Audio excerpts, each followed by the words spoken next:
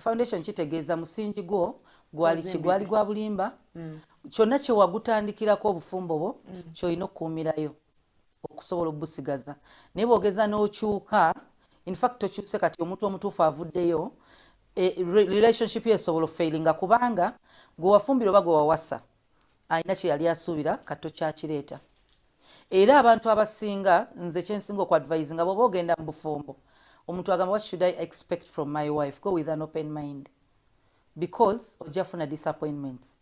Genda blessing Katonda ku kyofunye nti nsanze omukazi wange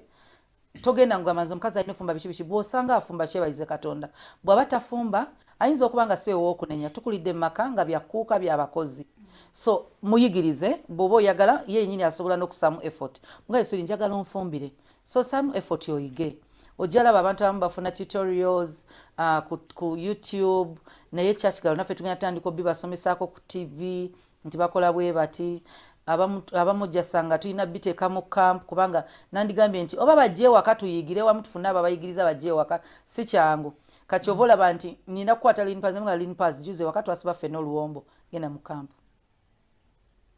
so bwe tutyo tuba tukola nti kasa luli wasiba kino na kino waziga osika chapati kasa genda so bwe tutyo bwe tulina okukola because omwana takuzibwamu era omuzadde tetujja kukunenya naye omusajja gwe bayita omusajja eman toyinza kudduka waka kubanga tebafumbye tamanyi kufumba abakubira mami ngenda yitira omunna kyovola bannyoko afumba tewamuwasa restaurant bamanyi okufumba toyina gwe wali okwanyeeyo now this is your wife muyigirize oba mugamba ayige abakazi abamu bagenda mu kifo kyogenda kusomera oyiga oluzungu agenda nayiga